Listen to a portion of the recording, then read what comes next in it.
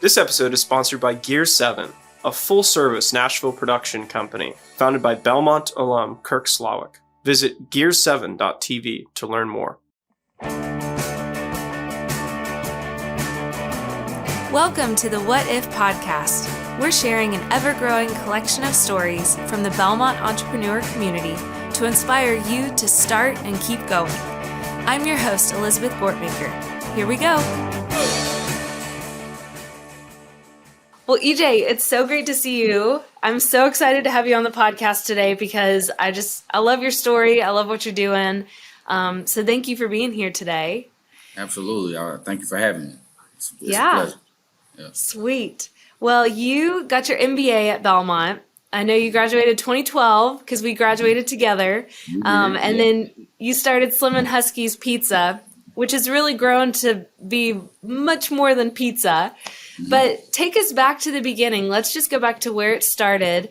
What was your what if moment that led you to starting Slim Huskies? And tell us all about what Slim Huskies is, what you're doing. Absolutely. So our story, and I say our because I have two awesome business partners, Derek and Clint. Our story actually started with the moving company back in 2010. My partners and I all attended Tennessee State University for undergrad. Upon graduation, we knew we had to go get some work experience, so we all worked in our individual fields. And in late 2009, we made a decision to kind of come back together. And Derek had moved out of town and was moving back to Nashville. And we said, man, we started talking about starting our own business. So we didn't have a lot of money at the time, put some money in an account. And we started our first venture, which was the Green Truck Moving Company, Nashville's first and only eco-friendly moving company, where we were planting trees, recycling, doing all kind of cool stuff around sustainability and, planting trees with kids, just doing all kind of cool stuff. But as you can imagine, we were a moving company, so it's not the most fun business, if you would. It's not it's not all the glamour, and you typically, when you get finished moving, people just want you out of their house. So it's not like it's a situation where you're just making people happy, right? So started that business in 2010, renting U-Haul trucks. From there, we were able to grow and really scale that business, and eventually sold it in 2017. So our what if moment was really in the middle of that process, around 2012, 2013. So if you can imagine, I kind of take you guys back a little bit. The year we started our business was my first year in grad school. So I was working full time, running a business, and taking class over at Belmont in the evenings. So if you can imagine, it was just a crazy time, right? And I was extremely busy, and one of those what if moments started around really toward 2012 when I was approaching graduation, and I was the first out of the three of us to work full time for the business, and so that was a big responsibility, on me. But it was an awesome time because we were, learning how to be entrepreneurs, learning about business, learning how to, employ people, right? We were 27 years old, had never done this. But as we kind of grew and we were learning the business, we're scaling, adding trucks. We had a moment around 2015, like, man, let's do something that really more so fits our culture, fits our personalities. So that was the first time we kind of really thought about getting into the hospitality space, and said, man, why not start a pizza company? And so the idea was born in 2015, and we opened our first restaurant in 2017. Yeah, tell me a little bit about the pizza. What was, were you guys chefs, or is it just everybody loves pizza? But tell us about your menu, because you kind of have a unique way of making pizza. You have your own style. Absolutely. So when we were, heavily in the moving company, right, we were doing moves all across the country. We had got into, deliveries, hot shot trucking. We were just moving all across the country. So when we had made the decision, late 2014, early 2015, we said, let's do pizza. And so wherever we went, we would eat pizza. So we've eaten pizza from Chicago to Texas, Florida, DC, New York, all over the place, right? And we started, figuring out what our taste is, what we felt we liked, and what would work. And none of us had any culinary background. None of the three of us had ever worked in a restaurant. My Husky compadres, they think they're chefs, but none of us come from a true culinary background.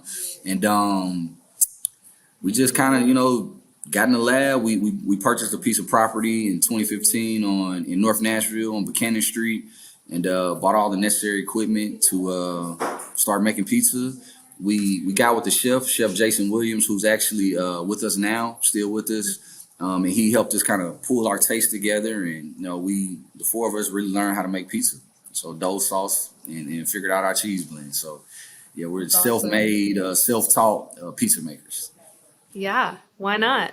Why not? Exactly. And to the point, the question about the name. So for us, is everything we've done and we try to pour our culture into it. We try to pour who we are into it, the things we love, our interests, all those things, right? So we couldn't just be, regular pepperoni, regular, supreme. We had to pull like the flavor into it, right? So we wanted to take a spin on, the hip hop culture, music culture, because the theme of Slim Huskies is, pizza, art, and music. Right, so if you ever been in our establishment, you always see art from local artists, and you hear like the best of hip hop, R&B, just all different genres of music. But that's always been important to us. For example, so our meat lovers, instead of meat lovers, it's See No Green, right, which is a play on CeeLo Green. Our pepperoni pizza is a Roni, which is a play on Tony. So we try to be creative and fun in our offerings, and just try to do something a little different. So you guys are in North Nashville. That was your flagship restaurant. Where else how many locations do you have? Where else can we find you? So we currently have 10 locations. We're located. So we have North Nashville. We're downtown Nashville, 5th and Broadway development. We're extremely proud about that one. The first African-American restaurant in downtown Nashville on Broadway. We're in Antioch, Tennessee. We have two locations in Atlanta, Georgia, Memphis, Chattanooga, Tennessee. And we're definitely some risk takers, man. So we have our location out in Sacramento, California, that in the Oak Park neighborhood. So if anyone listening, man, check out Oak Park, Sacramento, Slim Huskies. But we opening in Birmingham pretty soon, opening in Nashville Airport. So we have plans to really grow and kind of take over this pizza industry. That's a huge amount of growth in 5 years. I know, right? Crazy. It's crazy. It's awesome. Yeah. So pizza, music, beer, right? Or no, pizza art, music, art. Yes. Say it again. Pizza, art, and music. Pizza, art, and music. Yes. You've also got cinnamon rolls. You've also got, the music is a huge piece. Tell us, just the whole umbrella of Slim and Huskies. Okay. Because I know you also do a lot of stuff at the National African American Music Museum. You're doing a lot of things. So tell us, what all are you guys up to? Got you. So from a brand perspective, again, it really comes back to culture, right? And everything we've done, it's always had purpose, right? And for us, our purpose is not only, as a African American owned brand to, be an example of, the power of entrepreneurship, the power of teamwork. But it's also, again, we wanted to pour as much of our culture into our business, right? So one of the decisions we made early on was making sure all of our restaurants are playing, we have curated playlists in our restaurants. So we're playing music that we like, that we know people will love. We're doing music series. So we started this SNH Unplugged music series. So the first two were at the Nashville African American Music Museum. And we've since then done some at the Analog Theater at the Hutton Hotel. So it's really something we plan to expand as we grow. We've highlighted, some dope local Nashville hip hop and R&B artists, really artists from all genres. We've had some rock artists perform, some pop music artists perform. In this last show, we actually had Domani, who is the son of hip hop artist T.I. Out of Atlanta, perform at our last one. So it was a big deal, and we had plans on really expanding and growing the Unplugged music series. Yeah. So what would you really say is like the mission of Slim and Huskies? Because it's so much bigger than just even delivering really great pizza to the community. Yeah. What's kind of your vision and your mission? So this T-shirt I have on kind of highlights it. I don't know if you can see it, but it says "Preen" or "Progress rules everything around me." So initially, our tagline "Preen" was a take on the Wu-Tang song "Cash Rules Everything Around Me" or Cream, and we took "Pizza Rules Everything Around Me." Right? As we've grown and progressed through business, we've changed that from pizza to progress, right? So for us, it's all about progress, progressing forward, moving forward, and not only from a business perspective, but progress for our employees, progress for the communities that we're in, progress in terms of growth and scale, and not just looking at our business as a mom and pop. We see this as a true player in the restaurant industry over the next 5 years. So it's all about progress. So one of our key things in terms of how we see vision, our purpose, is all about progressing forward. Yeah. And you guys are from the North Nashville neighborhood, right? Is that where you grew up? Well, we're actually from out east, what we call out east, but East Nashville. So two of us are from East Nashville. One, Clinton's from South Nashville. And but if you're any African American in Nashville has ties to the North Nashville community. It has home to Tennessee State, Fisk University, Meharry Medical College, a host of churches. A lot of people have family in that area, and it's just historically a hub for the African American community. So we've always had this affinity and this love for the North Nashville community. So I've attended church in North Nashville since I was 8, 9 years old. So I just have a love for that community. And there's just always been a lot of entrepreneurial activity in that community. That whole street, it's always been the hub of small, mom and pop restaurants or businesses or just all sorts of, it's been a very, very entrepreneurial world. And I feel like the work that you guys are doing is just elevating that even more so and bringing more attention to a lot of the creativity that comes from that neighborhood. Yeah, Jefferson Street, which is so it has Fisk, Meharry, and Tennessee State all are like connected on Jefferson Street.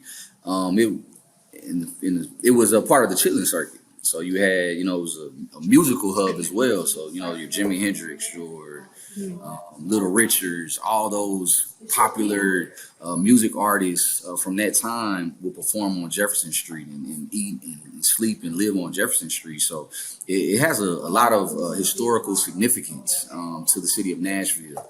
The Fish Jubilee Singers being right there on Jefferson Street, which is actually, they're the reason for the name Music City.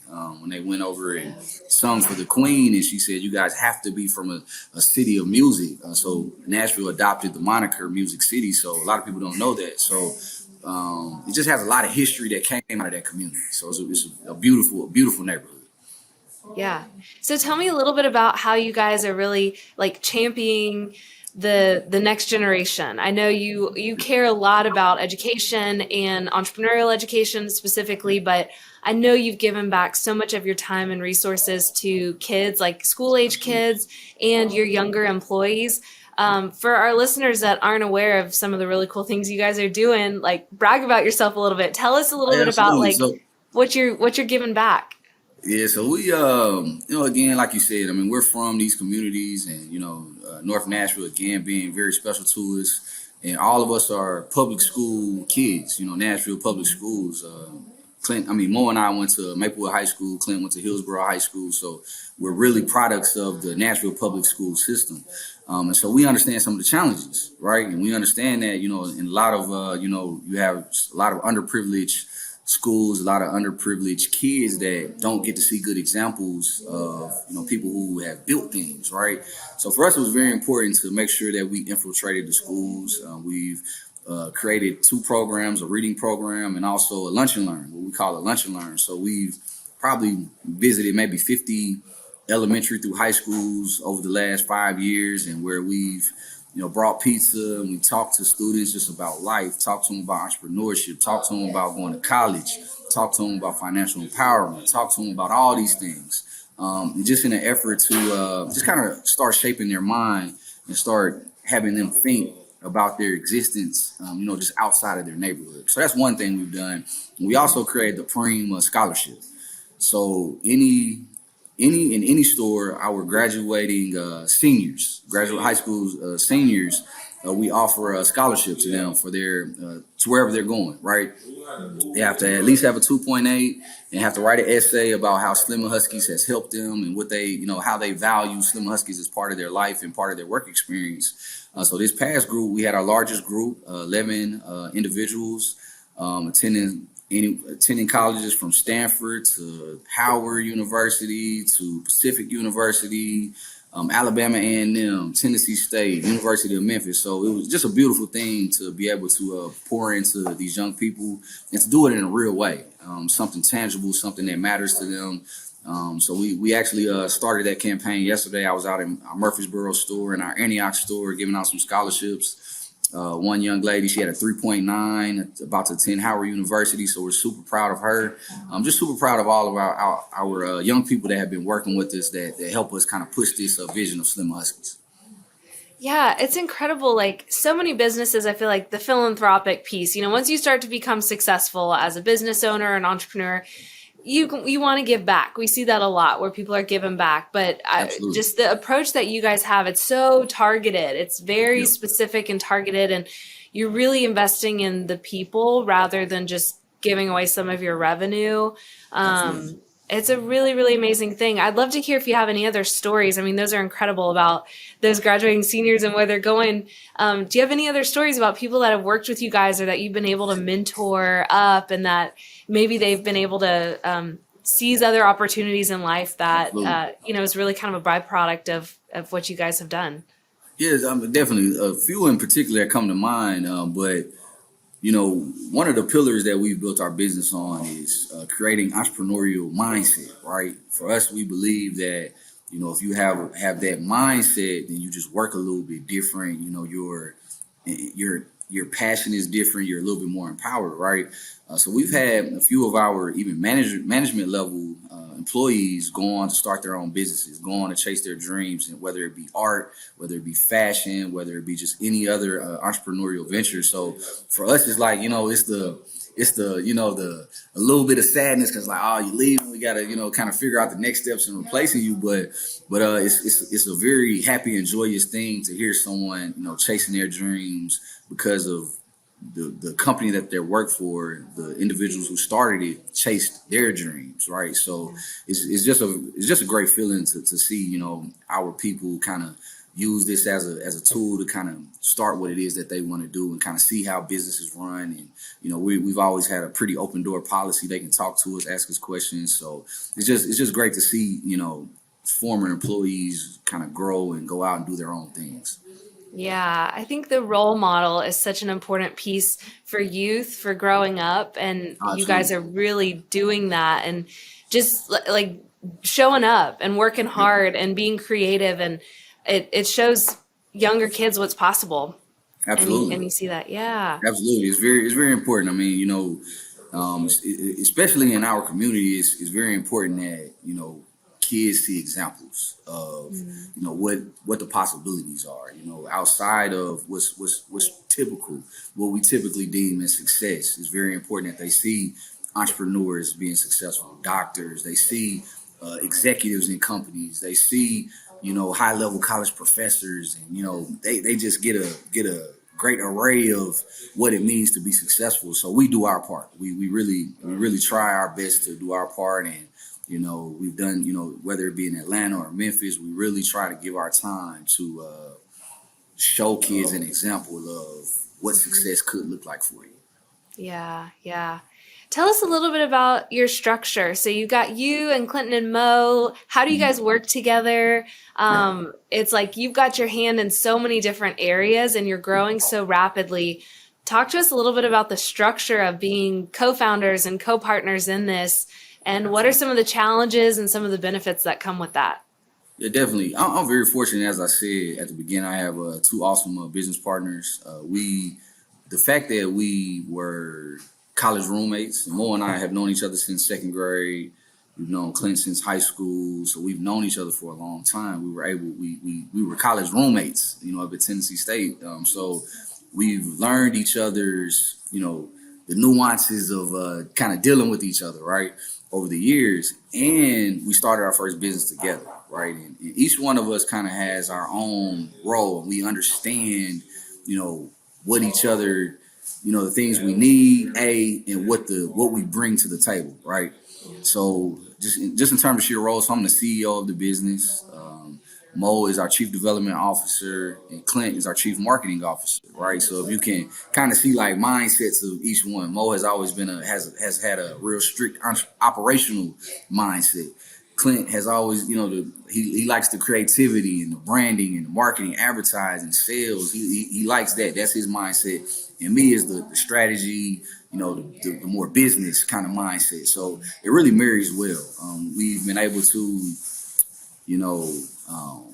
I don't want to say stay out of each other's way, but we've been able to, kind of make decisions, give the support for your decision, and then we vote on it, right? So the fact that it's three of us, either, it's all, nothing, or you're outvoted, right? So we have a nice formula on how we make decisions, and even if it's something I don't want to do or I didn't decide to do, we made a pact that that decision is everyone's decision, and we all work hard to make that decision work, right? So that's kind of been our formula. We enjoy working with each other. We've had as you can imagine, a ton of ups and downs, but it's been an awesome ride thus far, and we're excited about the future.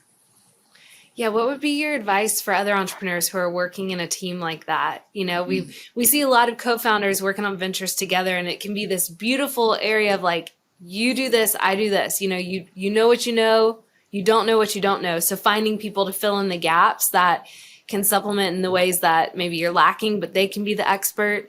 And we see a lot of that just coming out of our program of students working together to go do some big things. But there's also a lot of challenges that come with that. So what would be some of your advice for young entrepreneurs who are working together on an idea?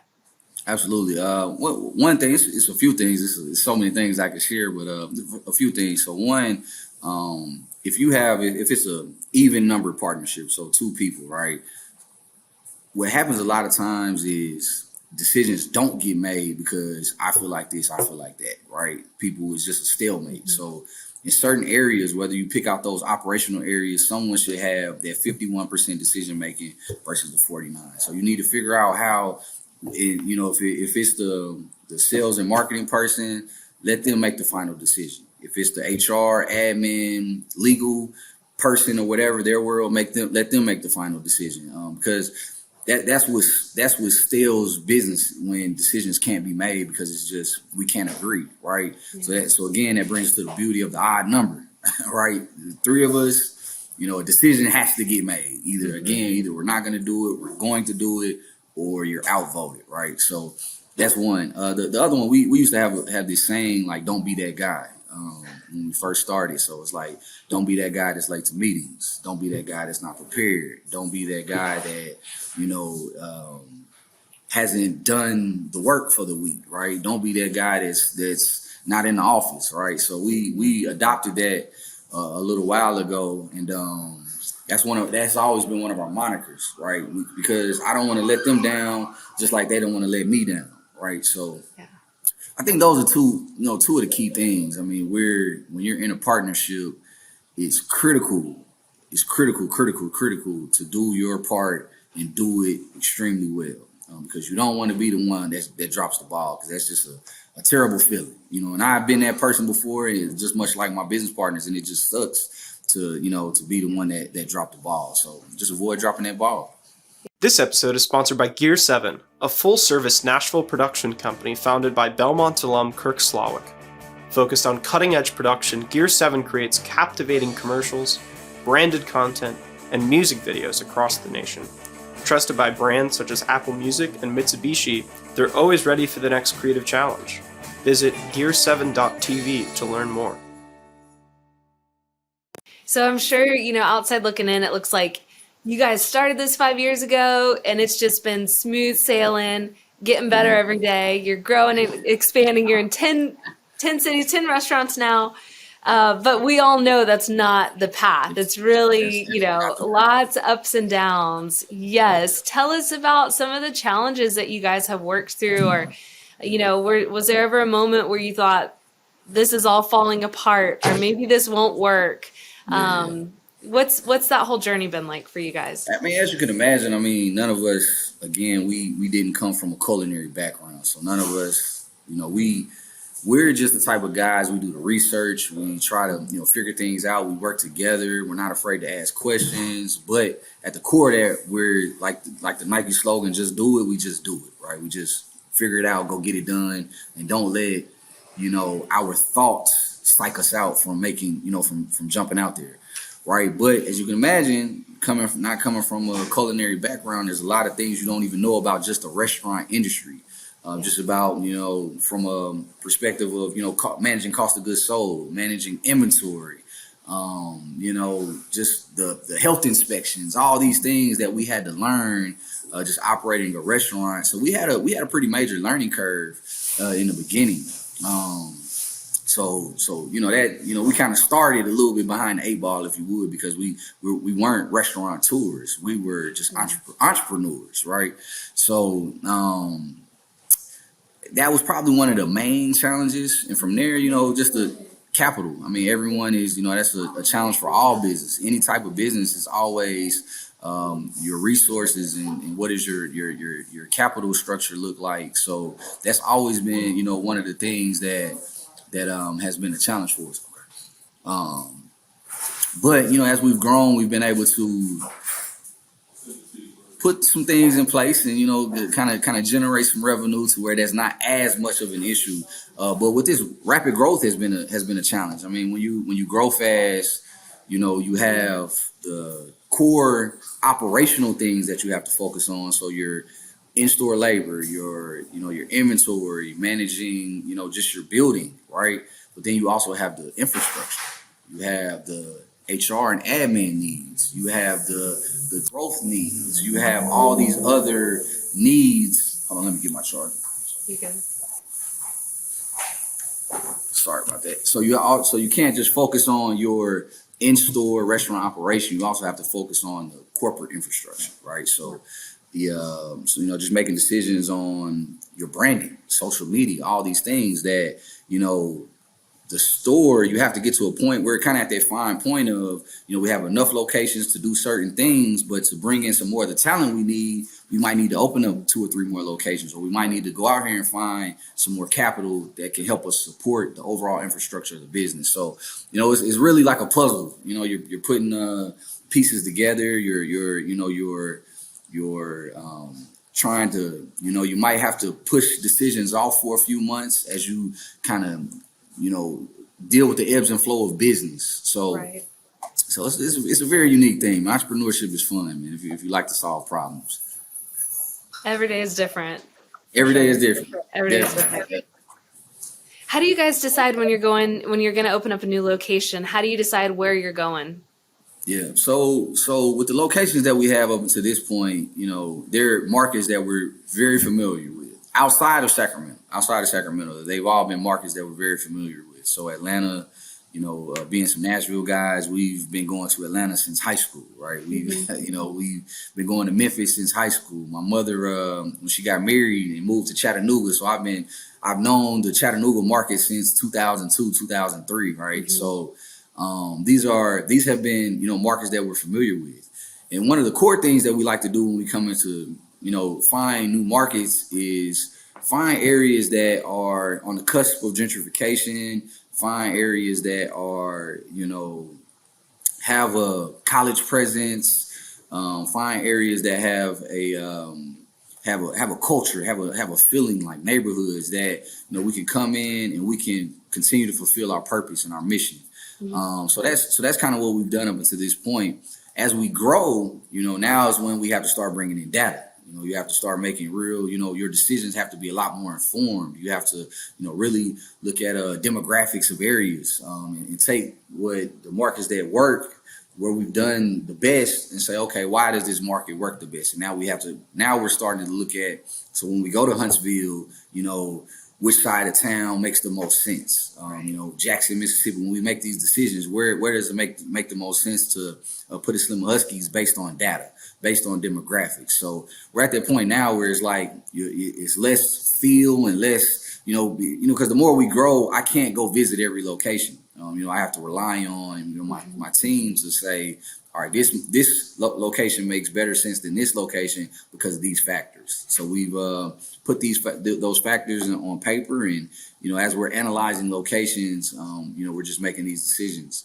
And once we kind of make a decision, then we'll go and then we'll do the feel part. Okay, it feels good. So that's kind of how we've done it up until this point. So 10 locations in 5 years. Do you have a plan for the next 5 years? Yes, over the next 5 years, we'll open up 50 more units. 50?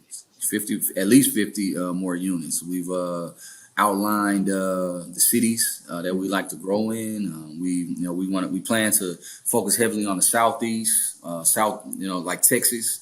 Your core markets in Texas, Southeast, your lower East Coast, so your Carolinas, and then some key cities in the Midwest. So I feel like there's a lot of growth in the South. The South understands our culture. They understand, we understand those markets. And from there, we just see a lot of opportunity in the South, Southeast, Southwest, Texas, Indianapolis, Louisville. So we've outlined a pretty nice plan for growth. EJ, that's awesome. 50. Yeah, that is 50. So exciting. 50. I can't wait for you guys to open in Houston. That's where I'm from. I can't either. I love the city of Houston. I love Houston. I feel like we would do it's crazy. So actually, before COVID hit, so late 2019, we signed a lease on a space in Houston, and we were just kind of going back and forth negotiating some terms on the lease, I'm sorry, we signed a term sheet. We didn't actually sign the lease. We signed a term sheet to put Slim Huskies in this space. So we were going back and forth, and then we were starting to COVID. So we said, man, let's pull the plug on this one. So we made a smart decision to pull the plug on the Houston location. As COVID was kicking up in early 2020, but we had COVID not hit, man, we might have already been at 15 locations right now. So it kind of slowed down some growth plans. But during COVID, we were very aggressive. We opened up our second Atlanta. We opened in Memphis, opened in Sacramento, and then we did our Murfreesboro and downtown Nashville stores between 2020 and 2021. So we saw quite a bit of growth during COVID. But yeah, we're excited about Houston, man. I think that Texas market is right for Slim Huskies out there. Oh, for sure. You got Houston would love you guys. Yeah, I agree. Yeah. So tell me a little bit about opening the store downtown on Broadway. You briefly mentioned that earlier in our conversation, but you guys were the first African-American owned restaurant on Broadway, downtown Nashville. What is that like? What does that feel like for you? Man, it was a great feeling. It's take a lot of pride in that because we like to be examples of how to do things the right way. We were honored to be asked by that development to be a part of that and to be one of the brands that get to represent Nashville alongside Hattie B's, alongside all those other dope concepts that are in there. So if you can imagine, we were fortunate enough to have a storefront next to. Again, as I said, Hattie B's, Jenny's Ice Cream, Shake Shack, all these dope brands, man. And we were just, fortunate enough to be one to have a business there with the actual storefront. So it's a very impactful thing. We would like to hope that it brings pride to our community, and people come and check it out, man. It's a beautiful development. We have a beautiful location down there that highlights a lot of the African American culture in Nashville over the years. So it's a beautiful space. So please come check it out if you hadn't. It really is cool. I mean, they did that so well. I remember the first time I went in there, I was like, it brought Nashville to the next level. It's really nice. It's really well done. Yeah. I agree. Thank you. What keeps you up at night? What keeps me up at night? That's a great question. Man, it's crazy because being in business for 12 years at the in the way in which we've been in business, I'm never the one to say, I feel like we've seen it all, but we've seen so much, from, making, bad hiring decisions to not having enough capital to, I remember at one point when we had the moving company, where, I knew I was going to be the one that once I graduated Belmont, I was the one that was going to work full time. So we made this decision 6 months in advance, right? So what do? I start saving, right? I'm like, man, let me make sure I have some savings just because I got to still live, right? So I was just saving, and I had, saved up quite a bit of money. Um, and in the moving industry, the winter is your slow months, right? So your business kind of slows down. A lot of people not move, which makes sense. You don't want to move around the holidays, January, February. So I remember there were times where to cover payroll, I would have to put money in out of my savings account to cover payroll. There were times when I'm like, man, I'm sitting here stressed, like thinking like, oh my goodness, how are we about to make this payroll? And, we were always able to figure out ways to get things done, whether it's just the grace of God or, just the right network, asking the right questions at the right time, having met with that one person at the right time who's about to move, and just, we've always been very, very, very proactive, and we never wanted to be reactive, right? And the kind of like a full circle moment on that. I mean, full circle kind of thing about that is, we're transitioning our restaurants now to be kiosk based, right? 100% kiosk. We're in the process of, doing away with coming down the line. If you're familiar with our process, it's like kind of similar to like Blaze or Mod Pizza, where you kind of come down the line and pick your toppings. We're moving away from that model and going more kiosk based, adapting technology, getting more data, being much more data driven. And just being a hub for technology, hub for, the new wave of thinking, the generation that's younger than us. I mean, they're in these phones, and, it's part of the core of what you have to do, to, not be reactive and not be, succumb to whatever the next iteration of what the world looks like. So we're really working hard to be proactive and be in front of the curve, and do things that help us sleep better at night, right? And try to make some key decisions before it's a necessity, right? Because labor costs are going through the roof, inflation on product, and and it's crazy. People don't think about this, but we're in an industry that's very susceptible to the pressures of inflation. You have cheese, for example, is almost not quite double, but it's almost double what we were paying a year and a half ago. And, cheese is on every pizza, right? Corrugated cardboard it has gone up tremendously. And what do we give out on with every pizza? Cardboard, right? So it's like, things like that. A lot of the macro world, these external factors are some things that keep us up at night, because you don't know what's the next thing. Now it's monkeypox. Now it's, we're going into a recession. So you would like to think that coming out of those 2-year challenges of COVID, that, it would be this bright, shining world for the next 5 years. But we all know that's not how things work. So we're bracing ourselves for, what could potentially be not potentially, what is going to be a recession, and just bracing ourselves to make these changes to continue to compete out here in this business world. Yeah, totally. So, on the flip side of like what keeps you up at night, the flip side is, what gets you out of bed in the morning? What, the entrepreneurial world, it's so much work. Like, I know you are doing so many little things that it's a tough job, and Oh yeah. it's fun and it's flashy, and it's also deep in the weeds, Oh yeah, absolutely. doing all the small things. But, what motivates you? Like in the morning, what gets you out of bed? What excites you about the life that you've built for yourself?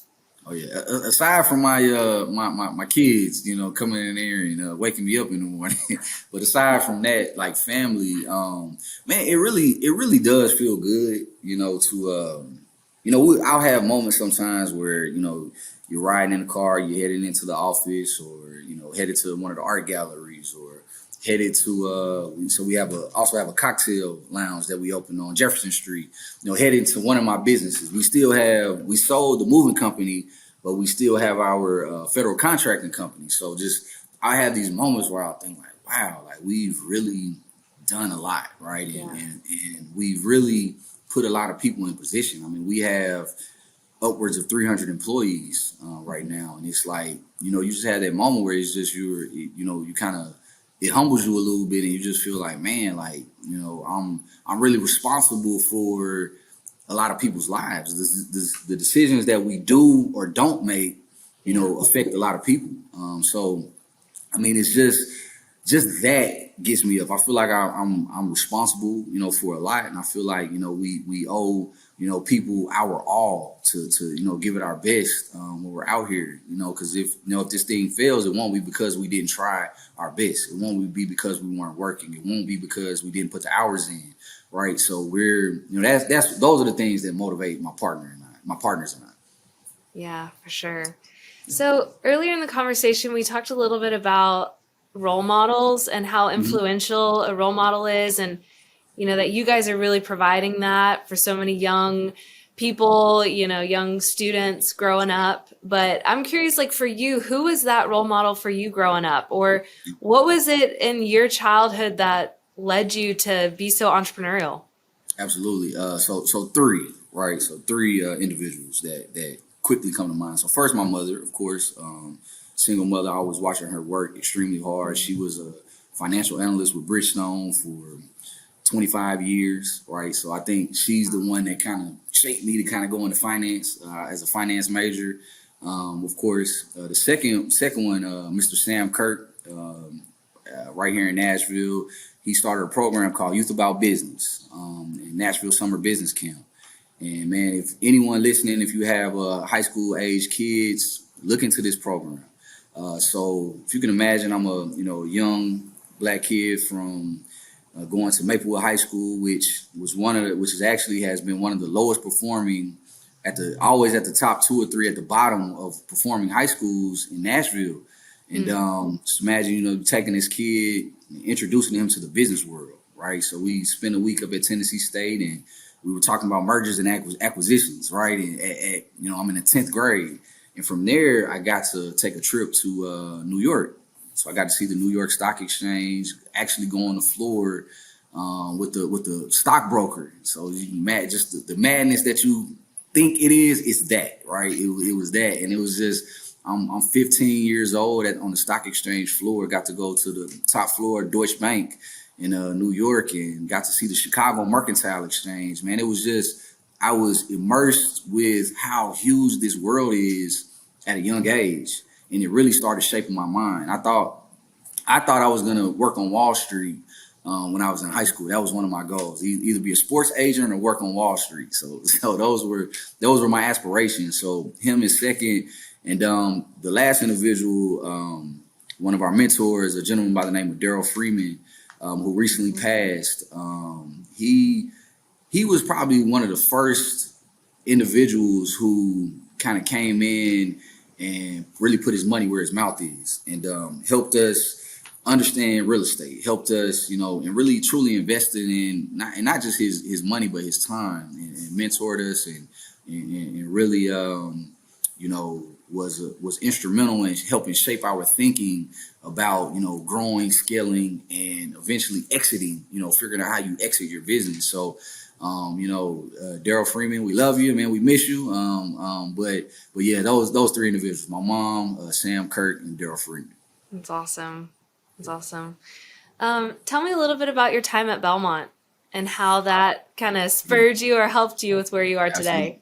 Yeah, you see that smile popped up on my face, man. Just thinking about it, it was it was crazy because, like, as I said earlier in the conversation, I was working full time. I was going to Belmont, and we had just started our business, right? So I remember times, man, coming to class like fresh off of moves. Everybody else kind of coming in, their business casual, and I'm coming in with some khaki shorts and a green truck moving company moving t-shirt, right? I'm fresh off a move, maybe running a few minutes late, but it was such a cool time in my life, right? I really appreciated the experience. It was, just the group projects and getting to, bounce things off of so some of my classmates might not know, but they helped me make some decisions, right? Because I would just kind of slightly bounce things off of them. Like, what you think about this? What you think? If this happens, how would you handle this? So I really got a lot of insights. I got some free advising, from some people that are in industries and had experiences that I needed. I remember, I can't remember her name to save my life, but she was an HR. She worked in HR, and I believe she was working for Lifeway, in human resources. So I would always kind of ask her about just different like scenarios about hiring and firing, right? So it was very helpful from that standpoint. I got to, one of the highlights, I got to do the Dubai trip, right? So I got to, we went to Dubai and Abu Dhabi, and man, it was just an amazing experience. Dr. Schenkel's class, being that, I had a business that was growing and got to go through the entrepreneurship class, and it really helped me like put thoughts on paper. It helped me use that business model canvas and really think about customers and think about revenue streams and think about the macro factors that might keep my business from being successful, and what do you do? So I mean, it was a dope experience, and I loved it, and I wouldn't have traded that for the world. I had a great time with Belmont. Man, I love that. I know going through that grad program is not easy, and especially working full time, and not just working, but like owning your business. I mean, it was crazy. Those years were nuts, but I love how much you got out of it, and it truly is so much about the people that you meet, and those group projects are designed for students to meet each other and to learn from each other. Yeah. Absolutely. That's awesome. What was it called? When you did the class where the 3 classes linked up and you did the presentation? What was that? I wonder if they still do that. Do you know if they still do that? I think they do, and I should know. Yeah, I'm sorry to put you on the spot. But that I enjoyed that. That was a crazy project. Yeah, it was a crazy project because I think you ended up having to do it 3 times in each one of those classes. Yeah. So that first one was, man, it was so nerve wracking. Just like. It was so nerve-wracking. But by the third one, it was like, come on, let's do it. I'm ready to go. You had already understood what you were getting yourself into. So, but it was an awesome experience, man. Got you out your comfort zone, as you said. Got you talking to and being around, different groups of people. Because, as I went to inner city high school, and then I went to Tennessee State University. So that was really, aside from corporate America, of course, but, it's my first time going to school with people that didn't look like me, right? So it was a wonderful experience, just in terms of like just learning and just getting immersed in different things and seeing how people think in a different way in an academic setting. So it was great. It was great. Yeah. EJ, I love your attitude. You're just like, sky's the limit. Just go do it. Just try it. And you always have a smile on your face. It's awesome. I mean, and because it's like, man, you can outthink yourself.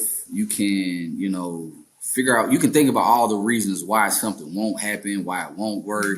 And I think that's what happens with a lot of people. It's just like and it keeps us from being successful. It keeps us from chasing our dreams, chasing our goals. And, I'm just fortunate enough to have, a circle and partners that we all kind of think along those same lines of like, man, let's do it. Let's figure this out. Let's work at it. Let's research. Like, let's not just think because we have a great idea and a great product that is going to blossom into something, but we actually put the work in and we actually believe in these things. And it's our purpose.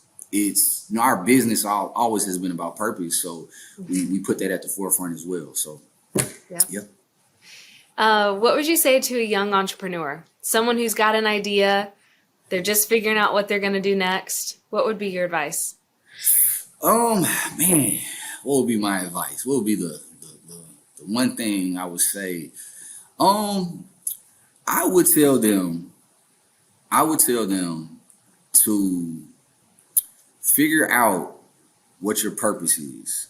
I would tell them first to if you're chasing money, I mean, not that money can't be a one of the top motivators, because it can, but in a lot of instances that doesn't you don't make the best decisions always when you're chasing money. So figure out your purpose. From there, I would say, man, do your research. Really, study, read, like seek out mentors, seek out examples of, people that have done it right, and also seek out examples of businesses and people that have done it wrong. What were their failures? Why did it fail? And then from there, I would say, get the right team around you. I've I keep on talking about my partners, but also we've had some key employees along the way, like Chef Jason. We've had some great operational people when we had the moving company. So we've always had a great attorney. We've always had great just people around that could help us make decisions. So those would be the three kind of core things I would say. What If is brought to you by the Cohn Center for Entrepreneurship at Belmont University's Massey College of Business. Named by Skill Survey as a top 5 career-ready business school, Belmont's Massey College of Business can launch you toward the career of your dreams. Visit belmont.edu/business for your next big step. Well, thank you so much for your time today. I want to talk to you for 3 more hours. There's so much more to talk about, but I'm also getting hungry, and I think I'm going to hang up and I'm going to go get a pizza and a beer. Okay, and I can't wait. Cool. Hey, Awesome. do you have time can we do some rapid fire questions before I let you go? Okay, you ready? Yep. What's the last song that you listened to? Last song I listened, man, it was crazy. So Beyonce's album dropped today. So I was like, let me check it out. So I listened to her first 2 songs off her album today. What do you think?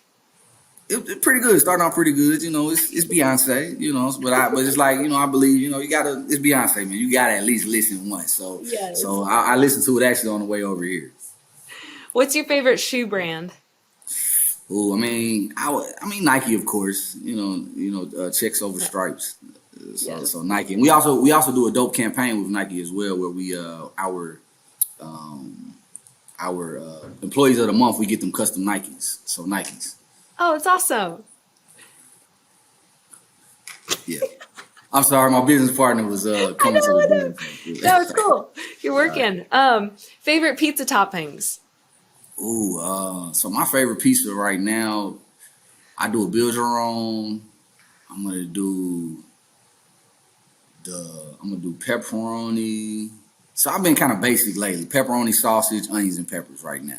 But that Nashville hot chicken pizza is undefeated. It's a good pizza. Ooh, I haven't had that one. Get it today. I always do cream, so I'm gonna try that one. Try the Nashville hot chicken pizza. We also dropped to a Fiesta pizza, which is kind of our take on a Mexican pizza, and that one is turning into one of my favorites as well. So pretty good. Those 3. Yep. What's your favorite restaurant? Favorite restaurant? I love Fifth and Taylor. I've been on Barcelona real heavy. Yeah. I love Barcelona. I love. Excuse me. It's a lot of good restaurants here in Nashville right now, man. It's hard to think. I'm still a fan of Ed's Fish. Ed's Fish. You gotta get your nice fish sandwich. Where else? Man, it's just so many restaurants. But those 3, you can never go wrong. Fifth and Taylor, Barcelona, Ed's Fish.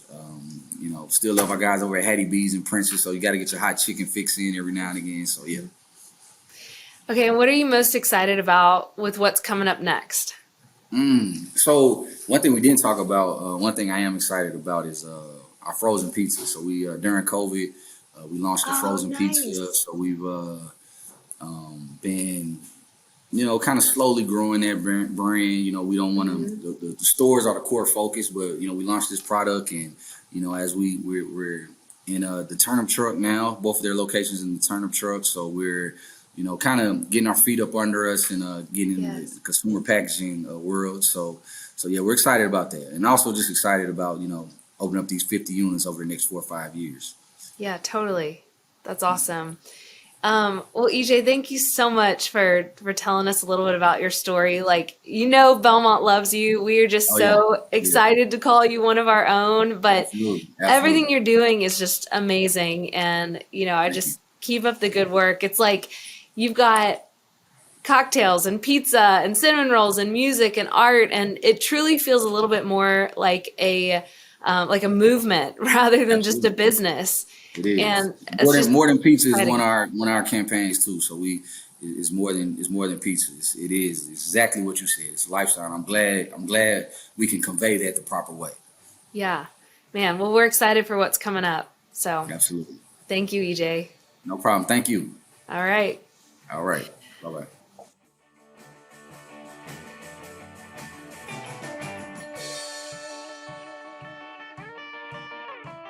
Thanks for listening. What If is produced by Old Soul.